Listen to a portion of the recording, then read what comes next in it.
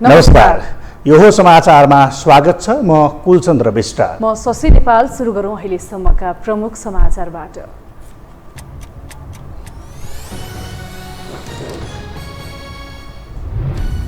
राजनीतिक दलहरू चुनावी अभियानमा व्यस्त। जनमत आफ्नो पक्षमा पार्न नेता कार्यकर्तालाई ओलीको निर्देशन। चुनावी अभियान मार्फत मतदाताको घर दैलोमा पुग्दै काङ्ग्रेस। निर्वाचन नजिकिएसँगै उम्मेदवारी निश्चित गर्न नेताहरूको दौडधुप बढ्दो। दलबाट अधिकांश पुरानै नेता दोहोरिने तयारीमा। परीक्षण भइसकेकाले रोक्ने स्वतन्त्रको रणनीति। अवैध संरचना भत्काउने महानगरको प्रयास जारी। प्रक्रिया र कार्यशैलीलाई लिएर राजनीतिक दल विभाजित। सबैलाई समान व्यवहार गर्ने महानगरको जिते। युद्धका क्रममा हजारौं सैनिक मारिएपछि तत्काल नयाँ भर्ना गर्ने रुसको तयारी। सशस्त्र बलमा 1,37,000 सैन्य कर्मचारी थपिने। र T20 अन्तर्राष्ट्रिय क्रिकेट अन्तर्गत नेपाल र केन्या बीचको खेल जारी। केन्याले दियो 133 रनको लक्ष्य। लगातार दोस्रो जितको खोजीमा नेपाल।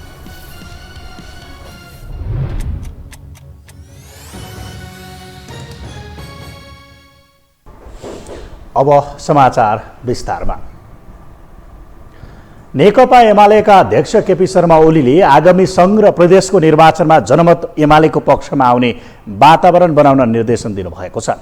आज ललितपुरको च्यासलमा अवस्थित पार्टी केन्द्रीय कार्यालयमा सुरु भएको पार्टीको केन्द्रीय कमिटी बैठकलाई सम्बोधन गर्दै अध्यक्ष ओलीले आगामी निर्वाचनमा जनमत एमालेको पक्षमा आउने वातावरण बनाउन निर्देशन दिनुभएको हो। उहाँले जनता अलमलमा पर्न सक्ने भन्दै उनीहरूलाई अलमलबाट मुक्त गरेर एमालेको पक्षमा आउने वातावरण बनाउने जिम्मेवारी पार्टीका नेता कार्यकर्ताहरूको काँधमा रहेको बताउनुभयो। अध्यक्ष ओलीले निर्वाचनलाई स्वतन्त्र र निष्पक्ष बनाउनका लागि प्रभावकारी भूमिका खेल्न पनि सम्बन्धित निकायलाई आग्रह गर्नुभयो।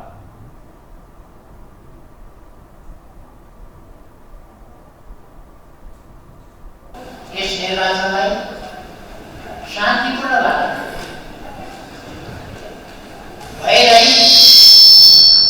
परिस्थितिमा भइरहेको वातावरण हामीले सम्पन्न गर्नुपर्नेछ। यस निर्वाचनलाई स्वतन्त्र निष्पक्ष बनाउन हामीले प्रभावकारी भूमिका खेल्नुपर्नेछ। यसका निम्ति हाम्रो सरकारसँग वार्ता कुराकानी र दबाब। त्यसै गरेर राज्यका निर्वाचनसँग सम्बन्धित विभिन्न अङ्ग र निकायहरूसँग हामीले संवाद पनि गर्नुपर्नेछ।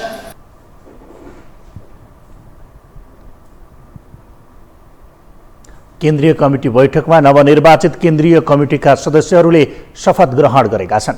बैठकमा अध्यक्ष ओलीले राजनीतिक प्रतिवेदन पेश गर्ने, सचिवालयका निर्णय अनुमोदन गर्ने, उम्मेद्वारको छनौटको मापदण्ड तय गर्ने कार्यसूची रहेका छन्।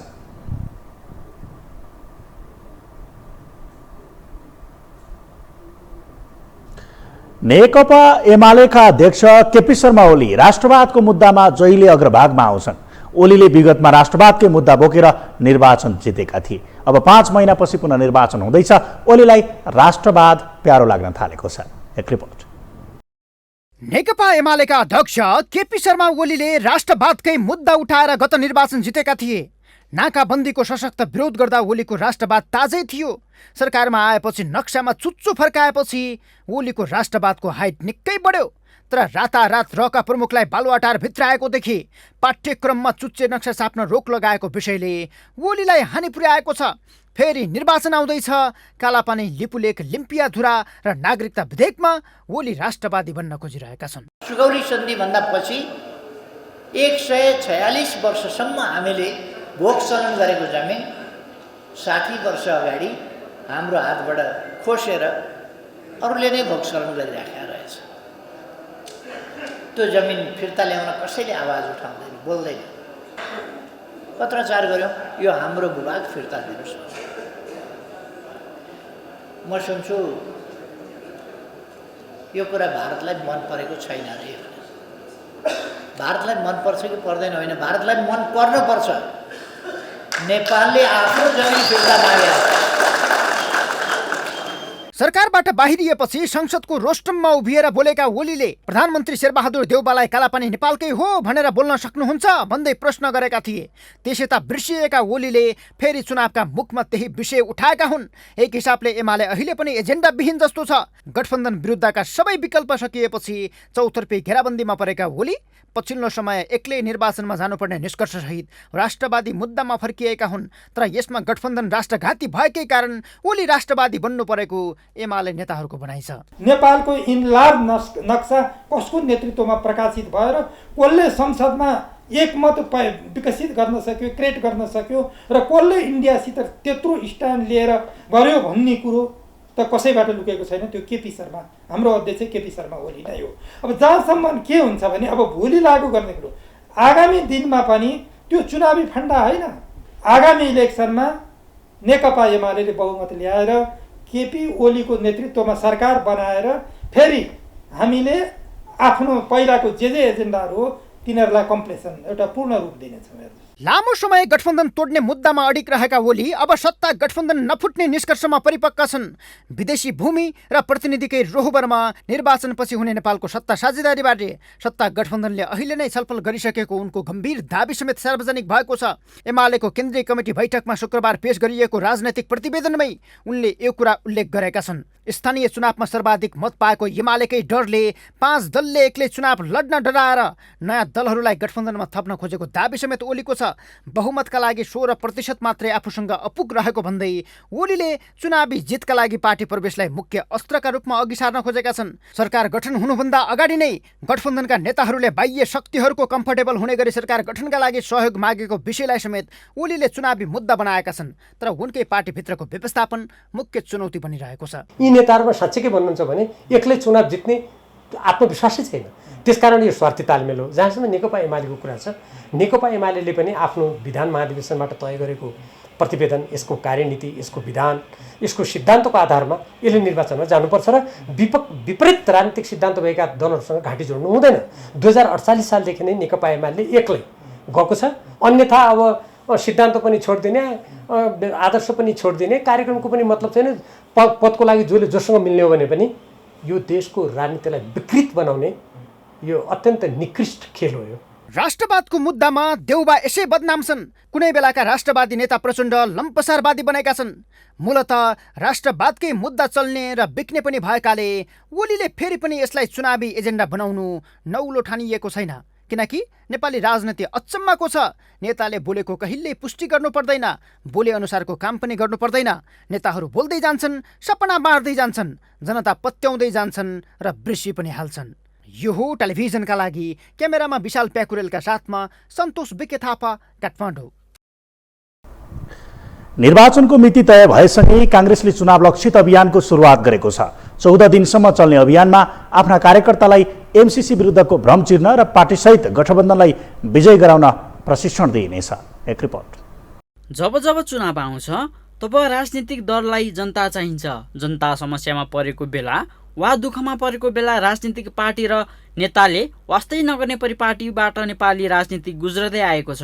चुनावको मिति घोषणा भएसँगै राजनीतिक दलको चुनाव लक्षित कार्यक्रम पनि बढ्दै गएको छ।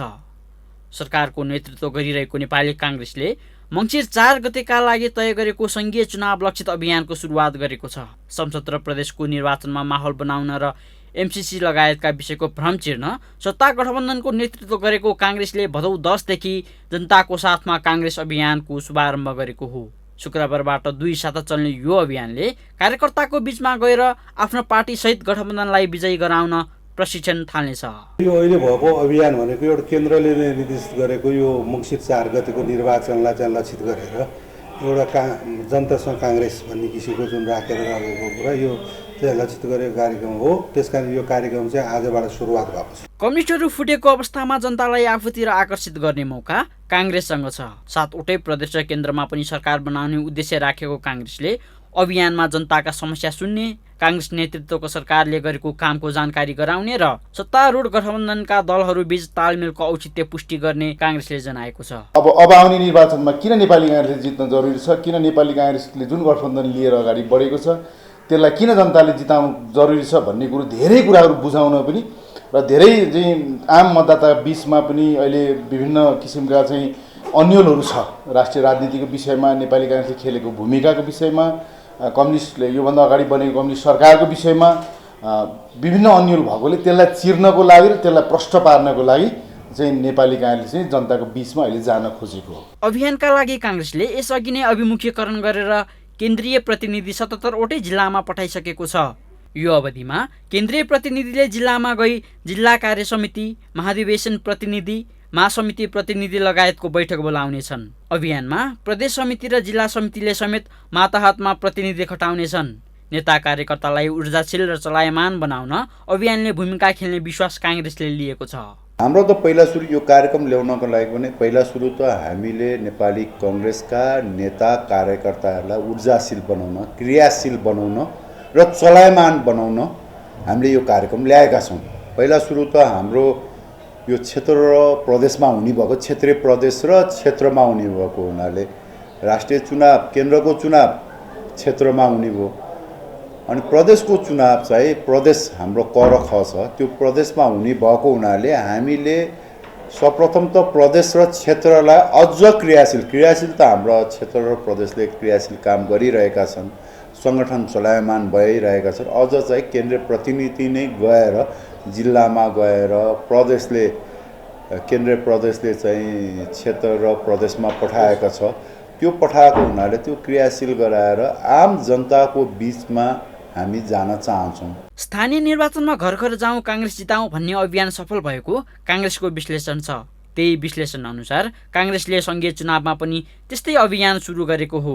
पार्टीभित्र नै विभिन्न अन्तर्विरोध र गठबन्धनमा टिकट कुनै अन्योलता रहँदै पनि काङ्ग्रेसको अभियानले कतिको सफलता पाउला हेर्न भने मङ्सिर 4 पछिको चुनावी नतिजा नै पर्खनुपर्नेछ। यो टेलिभिजनका लागि क्यामेरामा विशल प्याकुरेलका साथ निरज कोइराला, काठमाडौँ। अब बाँकी समाचार। राजनीतिक दलहरू प्रदेश र सङ्घको निर्वाचन केन्द्रित बन्दै गर्दा नेताहरू पनि दौडधुपमा लागेका छन्। कसरी टिकट पाउने र कहाँबाट चुनाव लड्ने भन्ने रस्साकसीमा रहेका उनीहरूमध्ये केही अन्तिम पटकको निर्वाचन लड्ने तयारीमा छन्। अर्थात् नेतृत्वमा पुस्तान्तरणको बहसका बीच यो पटक पनि ठूलो मात्रामा पुरानी अनुहार दोहोरिने तयारीमा देखिन्छ। एक रिपोर्ट। म इलामको क्षेत्र नम्बर 1 बाट अब एक पटक म लड्छु, त्यसभन्दा पछि लड्दिनँ। म एक पटक निर्वाचन लड्छु। यी हुन् नेकपा एकीकृत समाजवादीका सम्मानित नेता झलनाथ खनाल। उमेरले 72औं वसन्त काटिसकेका उनी अन्तिम पटक चुनाव लड्ने तयारीमा छन्। पूर्व प्रधानमन्त्री र पुराना नेताका नाताले युवा लक्षित कार्यक्रममा नेतृत्वमा पुस्तान्तरणको बहस गर्ने उनको नाम इलाम 1 बाट प्रतिनिधि सभा निर्वाचनको उम्मेद्वारमा सिफारिस भइसकेको छ। दलहरूमा देखिएको समस्याकै कारण बालेनहरू जन्मिने तर्क गर्ने उनी मृत्युपर्यन्त राजनीतिक नछोड्ने नेपाली नेताहरूको उदाहरण आफै बन्दैछन्, जसमा वर्तमान प्रधानमन्त्री तथा काङ्ग्रेस सभापति शेरबहादुर देउवा र एमाले अध्यक्ष तथा पूर्व प्रधानमन्त्री केपी शर्मा ओली पनि अग्रपङ्क्तिमा छन्। विगतमा पनि चुनाव जितेर परीक्षण भइसकेका तथा अक्षम समेत घोषित भइसकेकाको यो सूचीमा काङ्ग्रेसबाट रामचन्द्र पौडेल, अर्जुन नरसिंह केसी, कृष्ण प्रसाद सिटौला, बलबहादुर केसी, रामशरण महत र विजय कुमार गच्छदार, रमेश रिजाल, दीप कुमार उपाध्याय लगायतका छन्। त्यस्तै एमालेका पृथ्वी सुब्बा गुरुङ र कृष्ण गोपाल श्रेष्ठ यो सूचीमा छन् भने एमाले छोडेका वामदेव गौतम, रामचन्द्र झा र राजेन्द्र पाण्डे पनि यो पटक 7औं चुनाव लड्ने तयारीमा छन्। मधेसी दलका नेता महन्त ठाकुर, राजेन्द्र महतो, सर्वेन्द्रनाथ शुक्ला, हृदेश त्रिपाठी, राप्रपाका पशुपति शमशेर जबरा र दीपक बोहरा पनि यतिका वर्षका चुनावी प्रतिस्पर्धाले पनि थलिएका छैनन्, जसले युवा नेताहरू कहिले बुढा नेता मर्छन् र आफ्नो पालो आउला भनेर कुर्नुपर्ने अवस्था सिर्जना भएको स्वयं राष्ट्रिय सभा अध्यक्ष गणेश प्रसाद तिमल सिन्हा बताउँछन्। पटक पटक मन्त्री पनि पटक दोहोऱ्याएका छौँ, प्रधानमन्त्री पनि दोहोरिएरै हुनुपर्ने, सांसद त झन् 48 देखि अहिलेसम्म निरन्तर उम्मेदवार बनै अर्कोले मौकै नपाउने, अनि मान्छेहरूले अनि कार्यकर्ताहरू आफ्नो पार्टीमा पनि कहिले तिनीहरू सिद्धिएलान् तिनको जीवन अन्त्य हुन्छ अनि बल्ल टिकट पाउला भनेर प्रार्थना त के टिकट पाउनलाई अन्त्य होस् अनि पाउला भन्नु पर्यो भने राम्रो हुन्छ। यता माओवादीका अध्यक्ष पुष्पकमल दाहाल प्रचण्ड, उपाध्यक्ष कृष्णबहादुर महरा, अग्नि सापकोटा, हरिबोल गजुरेल, वर्षमान पुन, जनार्दन शर्मा लगायतका नेताको पनि बाटो यही देखिएको छ। त्यस्तै भर्खरै नेपाल समाजवादी पार्टी गठन गरेका बाबुराम भट्टराईले गोर्खालाई पेवा बनाइरहँदा यी अधिकांश अनुहार आगामी निर्वाचनमा पनि निर्विकल्प उम्मेद्वारका रूपमा अघि आउने निश्चित छ। बिना गठबन्धन जाने तयारी र हार्ने सम्भावना बढिरहेको एमालेमा केही युवा समेटिने आश रहे पनि सत्ता घटकमा त्यो सम्भावना न्यून देखिएको छ। एकातर्फ भागभण्डाका कारण सिट कम पर्ने र बुढा नेतालाई नै व्यवस्थापन गर्नुपर्ने प्रवृत्तिका कारण यो पटक पनि आशा गरिएका युवा नेताले टिकट नै नपाउने अवस्था छ, जसले नेपाली राजनीतिको एक विकृत पाटोलाई उजागर गर्दै गर्दा पुस्तान्तरणको भाषण गरेर नथाक्ने सूचीकै व्यक्तिहरू नै यो अनुहारमा प्रतिबिम्बित बनिरहेका छन्। जुन रोग नयाँ पुराना साना ठुला सबै दलमा व्याप्त छ, जसलाई केहीले भने बाध्यताका रूपमा समेत अर्थ्याउँदै आएका छन्। के आएको छ भन्दाखेरि कि सिङ्गो आन्दोलनलाई मिलाउनका लागि हामी जस्ता नेताहरू किन अगाडि नसरेको, पुराना नेताहरू, अनुभवी नेताहरू, सङ्गठन बनाउनका लागि अनुभवसिद्ध नेताहरू, अरूलाई पनि प्रभाव पार्न सक्ने नेताहरू किन अगाडि नसरेको। हुन त पछिल्लो समय नेतृत्वमा युवाहरूको उपस्थिति जबरजस्त बन्दै गएको छ भने स्थानीय तहमा पाएको सफलताले धेरैलाई हौस्याएको पनि छ। फलत कम्तीमा एकजना टेस्टेडलाई संसद प्रवेश रोक्ने, पूर्व प्रधानमन्त्रीलाई हराउने लगायतका अभियान नै चलिरहेका छन्। त्यस्तै स्वतन्त्र रूपमा उम्मेदवारी दिने युवाहरू पनि बढेका छन्। तर देश नै भागभण्डामा चलेको अहिलेको अवस्थामा जनमत नै बन्धक बन्ने गरी गरिने गठबन्धन हार्ने सम्भावना बढी भएकोमा मात्र युवाले पालो पाउने प्रवृत्तिका कारण आगामी निर्वाचन पश्चात पनि यही पुराना अनुहार दोहोरिने सम्भावना प्रबल छ। आगामी निर्वाचनका लागि समानुपातिक प्रणालीतर्फ भाग लिने राजनीतिक दलहरूले आजबाट निर्वाचन आयोगमा निवेदन दिँदैछन्। प्रतिनिधि सभा र प्रदेशसभाको समानुपातिकतर्फ आइतबारसम्मका लागि निवेदन आह्वान गरेको आयोगले जनाएको छ। आयोगमा निर्वाचन प्रयोजनका लागि 87वटा दल दर्ता भएका थिए। दर्तामध्ये 12वटा दलले तालमेल गरेर निर्वाचनमा प्रतिस्पर्धा गर्न 4वटा समूह बनाएका छन्। दर्ता दलमध्ये समानुपातिकतर्फ भाग लिन चाहने दलले मुख्य निर्वाचन अधिकृतको कार्यालयमा निवेदन दिनुपर्नेछ। समानुपातिक निर्वाचन प्रणालीतर्फको निर्वाचन कार्यक्रम सञ्चालन गर्न मुख्य निर्वाचन अधिकृतको कार्यालय आयोगमा स्थापना भएको छ। प्रतिनिधि सभा र प्रदेशसभा सदस्यको समानुपातिकमा भाग लिन मुख्य निर्वाचन अधिकृतकै कार्यालयमा निवेदन दिनुपर्ने आयोगले जनाएको हो। आयोगको निर्वाचन कार्यतालिका बमोजिम समानुपातिक निर्वाचन प्रणालीतर्फ राजनीतिक दलहरूले उम्मेद्वारको बन्द सूची आगामी असोज 2 र 3 गते पेश गर्नुपर्नेछ। प्रत्यक्षतर्फ उम्मेद्वारको मनोनयन भने असोज 23 गते गर्ने तयारी रहेको छ।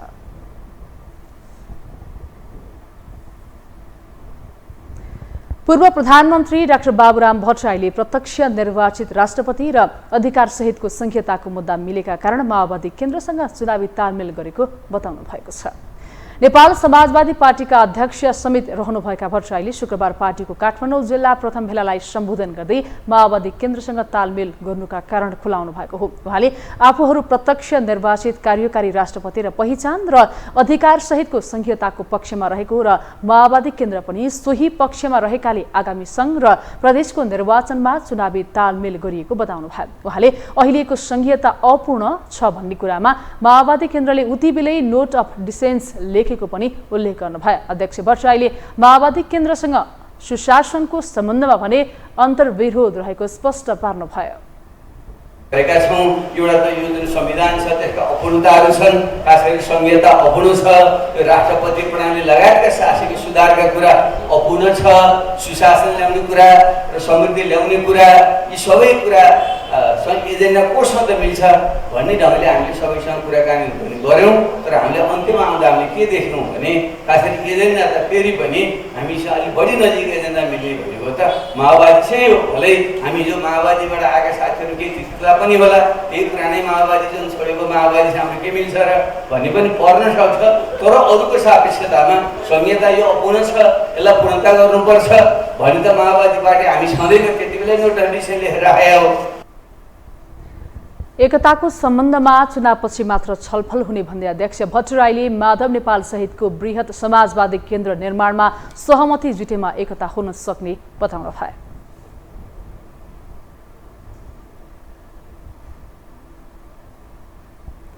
हामीसँग समाचार बाँकी नै छन्, अहिलेलाई विश्राम।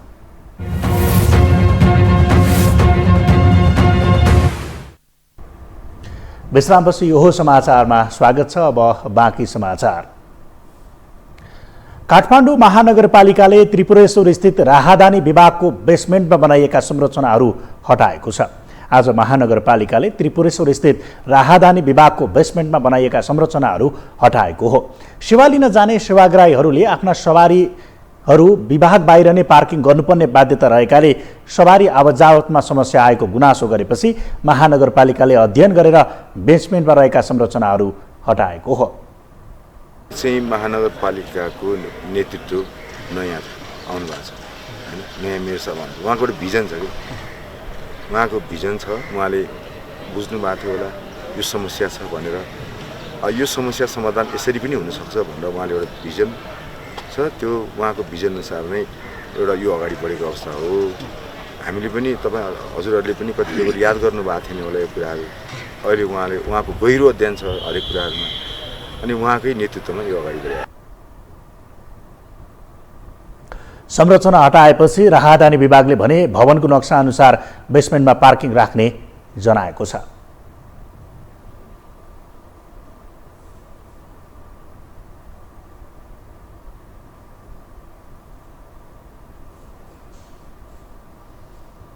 काठमाडौँ महानगरले बहालवाला प्राध्यापक, शिक्षक वा कर्मचारीलाई राजनीतिक दलको आबद्धता त्याग्न ताकेता गरेको छ। महानगरले कानुन बमोजिम कारबाही गर्ने चेतावनी समेत दिएको छ। भौतिक संरचना हुँदै नीतिगत सुधारमा समेत आक्रामक बनेको महानगरले यसो कार्यान्वयन गर्ने ल्यागत राख्ला। एक रिपोर्ट।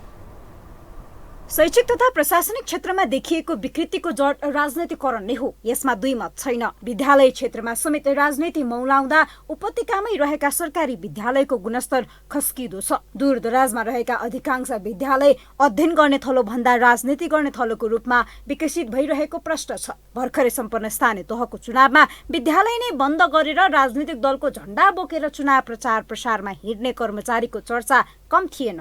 हरेक व्यक्ति पेसाप्रति भन्दा राजनीतिप्रति बढी वफादार बन्दा शैक्षिक तथा प्रशासनिक क्षेत्र अधोगति उन्मुख छ। जबकि राजनैतिक दल सम्बन्धी ऐन 2063मा 3 तहको सरकार र सरकारको नियन्त्रणमा रहेका संस्थामा कार्यरत प्राध्यापक, शिक्षक, कर्मचारीले दलको सदस्यता समेत हुन नपाउने व्यवस्था छ। यही व्यवस्थालाई टेकेर काठमाडौँ महानगरले आफ्नो क्षेत्रमा रहेका बहालवाला प्राध्यापक, शिक्षक वा कर्मचारीलाई राजनैतिक दलको आबद्धता त्याग्न अपिल गरेको हो।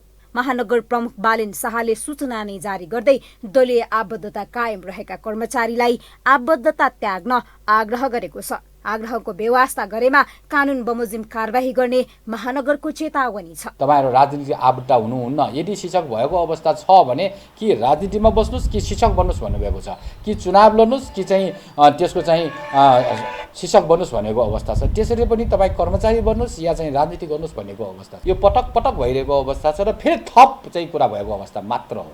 शैक्षिक संस्था साथै सेवा प्रवाह गर्ने व्यक्तिमा राजनैतिक पूर्वाग्रह नराखी विशुद्ध नागरिकको सेवा गर्नुपर्ने भन्दै महानगरले यस विषयमा ध्यान आकर्षण गराएको हो। काठमाडौँ महानगरको आग्रह ठिक भए पनि व्यक्तिको आस्थामाथि नै अंकुश लगाउने गरी निर्देशन दिन नमिल्ने जानकारहरू बताउँछन्। तर के त हो भने महानगरले शैक्षिक गुणस्तर विकासको लागि सामुदायिक विद्यालयमा अलि बढी राजनीति भयो कि राजनीतिक कारणले गर्दा सामुदायिक विद्यालयको गुणस्तर गिर्यो कि भन्ने उद्देश्यका साथ जुन एउटा नयाँ योजना ल्याएको छ त्यो कुराप्रति त हाम्रो सम्मान छ। तर मलाई लाग्छ आस्था, विचार, त्याग भन्नै पर्दैन। स्कुल राम्रो बनाउनुस्, स्कुलमा 10 to 4 काम गर्नुस्, स्कुलमा ड्युटीफुल भएर काम गर्नुस्, तपाईँको विद्यालय राम्रो बनाउनुस्, गुणस्तरीय स्कुल बनाउनुस् भन्यो भने मलाई लाग्छ राजनीतिक पार्टीको चाहिँ समर्थन गर्नु नगर्नुसँग कुनै अर्थ छैन। महानगरको मुहार फेरि अठोट सहित मेयरमा निर्वाचित भएका बालेन्द्र शाह पछिल्लो समय अनाधिकृत संरचना हटाउन लागेका छन्। फोहोरभित्रको फोहोरी राजनीतिले केही समय छायामा परेका उनी पार्किङ व्यवस्थापन र अनाधिकृत संरचना हटाउने कामले पुनः चर्चामा छन्। यद्यपि बहालवाला प्राध्यापक, शिक्षक वा कर्मचारीलाई राजनीतिक दलको आबद्धता त्याग्न गरेको आह्वानमा उनी कति खरो रूपमा प्रस्तुत हुन सक्छन् भन्ने विषयमा संशय भने कायमै छ। यो टेलिभिजनका लागि क्यामेरामा सिर श्रेष्ठका साथमा निम्लेकी शेर्पा, काठमाडौँ। अब बाँकी समाचार। नेपाल प्रहरीले ब्रान्डेड विदेशी मदिराको नक्कली उत्पादन गरी बिक्री वितरण गर्ने 5 जनालाई पक्राउ गरी सार्वजनिक गरेको छ। विदेशी ब्रान्डका डबल ब्ल्याक लेबल लगायतको ब्रान्डमा नक्कली मदिरा उत्पादन गरेर बेच्ने समूहलाई प्रहरीले कोटेश्वर र भक्तपुरबाट पक्राउ गरी सार्वजनिक गरेको हो। पक्राउ पर्नेमा दोलखाका हरि वली, भगवान बस्नेत, विशाल वली, रामेछापका मनोज खत्री र गोपी श्रेष्ठ रहेको प्रहरीले जनाएको छ। उनीहरूले स्वदेशी मदिरामा थोरै विदेशी मिसाएर बोतलमा हालेर विभिन्न नाइट क्लब, लन्च डिस्को, विभिन्न मदिराका डिलर, दोहोरी र डान्स बारमा बिक्री वितरण गर्ने गरेको पाइएको हो।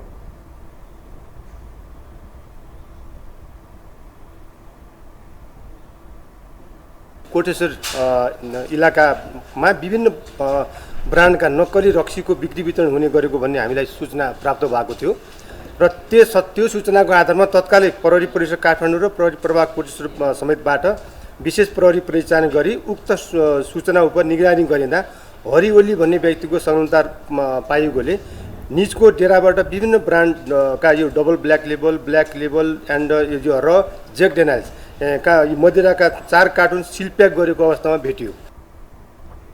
5 जनालाई कालो बजारी तथा सामाजिक अपराध सजाय ऐन अन्तर्गतको कस्तुरमा जिल्ला प्रशासन कार्यालय काठमाडौँबाट 7 दिनको म्याद थप गरेर प्रहरी हिरासतमा राखिने प्रहरीले जनाएको छ।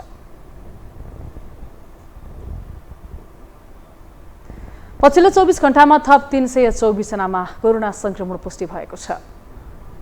स्वास्थ्य तथा जनसङ्ख्या मन्त्रालयका अनुसार 3515 जनाको परीक्षणमा 324 जनामा संक्रमण पुष्टि भएको हो। यससँगै कोरोनाका सक्रिय संक्रमितको संख्या 3943 पुगेको छ। यस्तै संक्रमणका कारण थप 1 जनाको मृत्यु भएको छ। पछिल्लो 24 घण्टामा 418 जना संक्रमण मुक्त भएका छन्।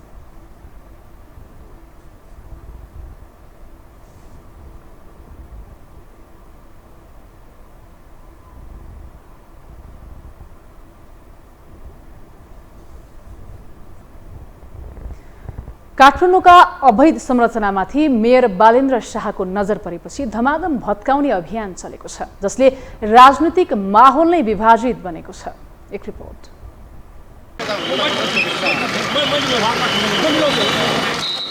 अघि बालेन, पछि डोजर। पहिला नक्सा खोजिन्छ, नत्र डोजर ठोकिन्छ।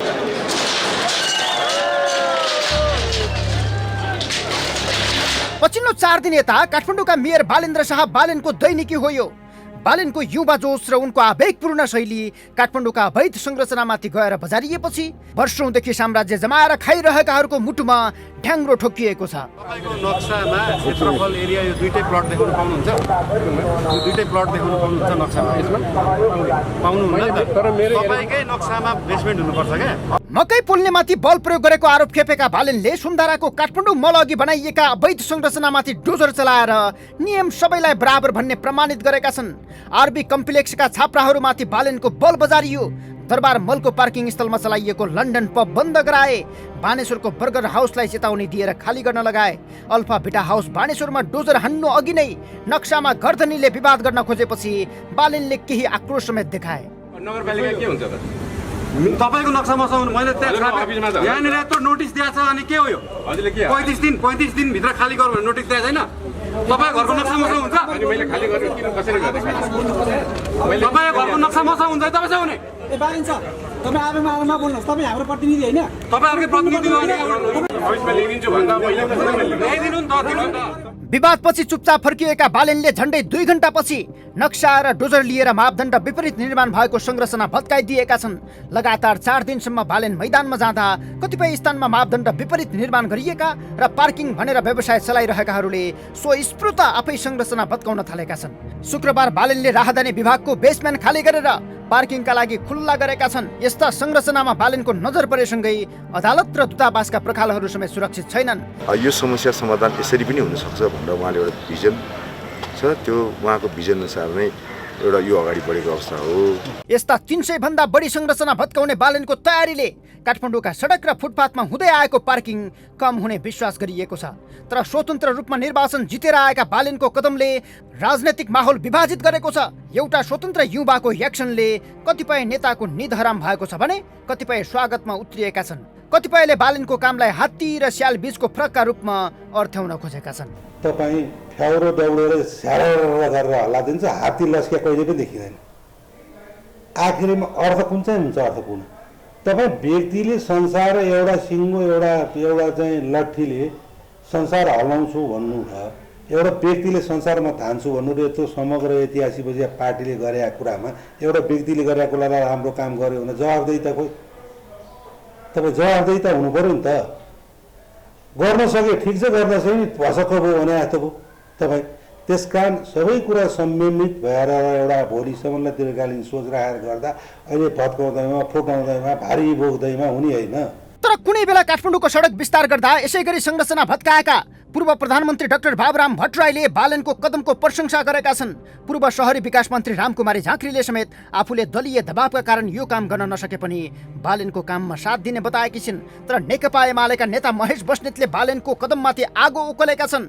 आफू सहितका एमाले नेताहरूसँग जोडेर अल्फा बिटाका मालिकको फोटो भाइरल बनेपछि उनले बालनको सन्की र लहडी शैलीलाई नियन्त्रणमा लिने धम्की समेत दिएका छन्। त्यसमा बालनले स्पष्ट जवाब फर्काउँदै कानुन सबैलाई बराबर हुने र अवैध भएकै कारण संरचना भत्काएको स्पष्ट पारेका छन्। त्यसपछि पनि बस्नेतले लगातार बालनमाथि डाम्ने काम छोडेका छैनन्। 2-4 डोजर लिएर डोजरको ड्राइभरको स्टाइलले आफै अगाडि बढेर जाने कुराले सस्तो लोकप्रियता प्राप्त होला होइन। मेरो घर पनि अब बालनजीले भत्काउने रे भनेर सन्देश आयो उहाँहरूको तर्फबाट।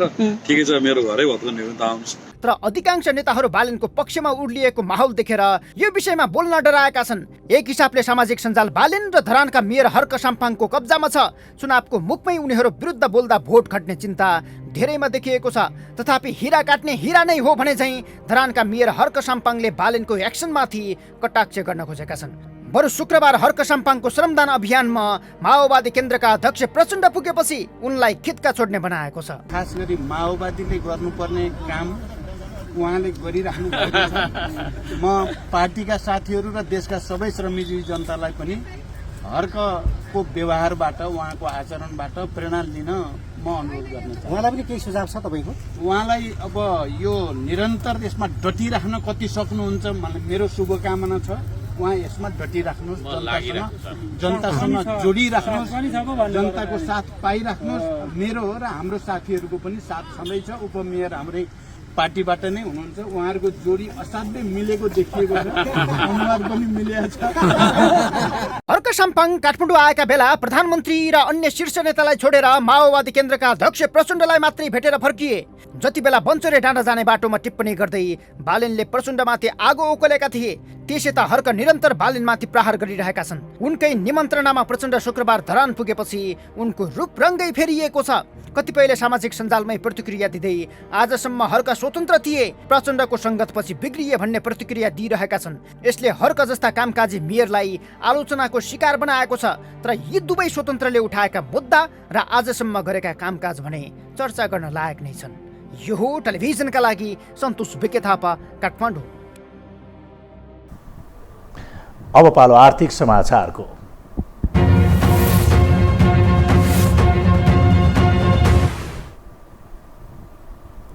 पैँचो पसल प्रालीद्वारा उत्पादित नेपाली ब्रान्डका वस्तु संयुक्त राज्य अमेरिकामा निर्यात हुने भएको छ। आज काठमाडौँमा एक कार्यक्रमका बीच पैँचो पसल प्राली र अमेरिकामा कार्यालय रहेको फेन्सी हाउस इन्कसँग पैँचोले उत्पादन गरेका वस्तु अमेरिका निर्यात गर्ने सम्झौता भएको हो। पैँचो र फेन्सी कम्पनी बीच सम्झौता भएसँगै अब नेपालको ग्रामीण क्षेत्रका कृषिजन्य उत्पादनलाई प्रशोधन गरी उत्पादन हुने पैँचोका सामानहरू अमेरिकी पसलहरूमा बिक्री वितरणका लागि राखिने भएको छ।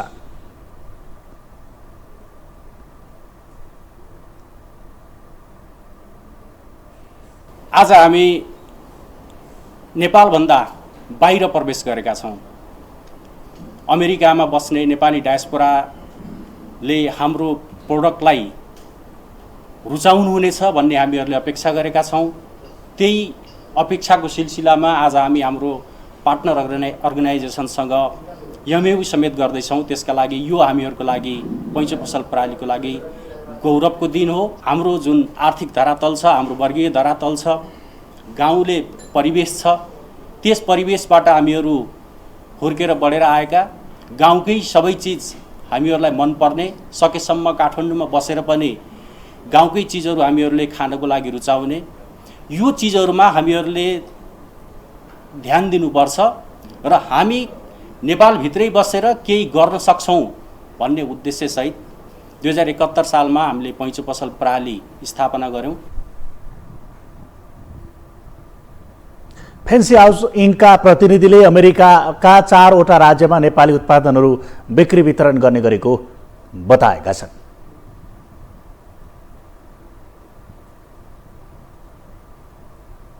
हामीसँग अन्तर्राष्ट्रिय र खेलकुद समाचार बाँकी नै छन्। अहिलेलाई पुनः विश्राम।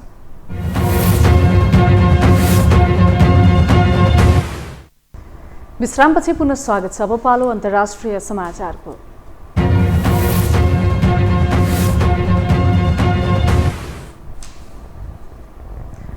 रुसका राष्ट्रपतिले आगामी महिनाभित्र देशको सशस्त्र बलमा 1,37,000 सैन्य कर्मचारी थप गर्ने कार्यकारी आदेशमा हस्ताक्षर गरेका छन्। अहिले रुसमा 10 लाखभन्दा बढी सैन्य कर्मचारी र करिब 9 लाख नागरिक कर्मचारीहरू छन्। देशभर ठूलो नगद प्रोत्साहनसहित सैन्य भर्ती अभियान तीव्र बनेका बेला पुटिनले उक्त आदेश जारी गरेका हुन्। पश्चिमी अधिकारीहरूका अनुसार 6 महिना अघि रुसले युक्रेनमाथि आक्रमण सुरु गरेदेखि हालसम्म करिब 70 देखि 80 हजार सैनिक मारिएको वा घाइते भएका छन्। रुसले फेब्रुअरीमा युक्रेनमाथि आक्रमण सुरु गर्दा छोटो र निर्णायक सैन्य अभियान हुने बताएको थियो, तर रुसले युद्धमा अपेक्षित प्रगति हासिल गर्न सकेको छैन।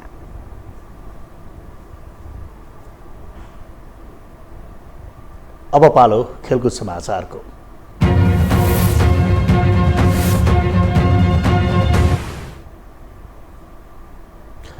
घरेलु टोली केन्या विरुद्धको दोस्रो टी20 क्रिकेटमा नेपाल पराजित भएको छ। नैरोबी स्थित जिमखाना क्रिकेट मैदानमा आज नेपाललाई केन्याले 18 रनले पराजित गरेको हो। यस जितसँगै केन्याले 5 खेलको सिरिजमा 1-1 को बराबरी गरेको छ। बिहिबार भएको पहिलो खेलमा नेपालले केन्यालाई 5 विकेटले हराएको थियो। केन्याले दिएको 133 रनको लक्ष्य पछ्याएको नेपाल 19 ओभरमा अल आउट हुँदै 114 रन मात्र बनाउन सक्यो। अब नेपालले केन्या विरुद्धको तेस्रो खेल आइतबार खेल्नेछ। खेल समाचारसँगै हामी यो समाचारको अन्त्यमा आइपुगेका छौँ। बिदा हुनु अघि प्रमुख समाचार पुनः एकपटक।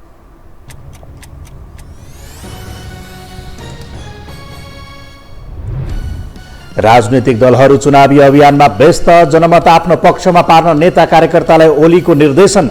चुनावी अभियान मार्फत मतदाताको घर दैलोमा पुग्दै काङ्ग्रेस। निर्वाचन नजिकिएसँगै उम्मेदवारी निश्चित गर्न नेताहरूको दौडधुप बढ्दो। दलबाट अधिकांश पुरानै नेता दोहोरिने तयारीमा, परीक्षण भइसकेकालाई रोक्ने स्वतन्त्रको रणनीति। अवैध संरचना भत्काउने महानगरको प्रयास जारी। प्रक्रिया र कार्यशैलीलाई लिएर राजनीतिक दल विभाजित, सबैलाई समान व्यवहार गर्ने महानगरको जिकिर। युद्धका क्रममा हजारौं सैनिक मारिएपछि तत्काल नयाँ भर्ना गर्ने रुसको तयारी। सशस्त्र बलमा 1,37,000 सैन्य कर्मचारी थपिने। र केन्या विरुद्धको दोस्रो टी20 क्रिकेटमा नेपाल पराजित। 5 खेलको सिरिजमा 1-1 को बराबरीमा तेस्रो खेल आइतबार हुने।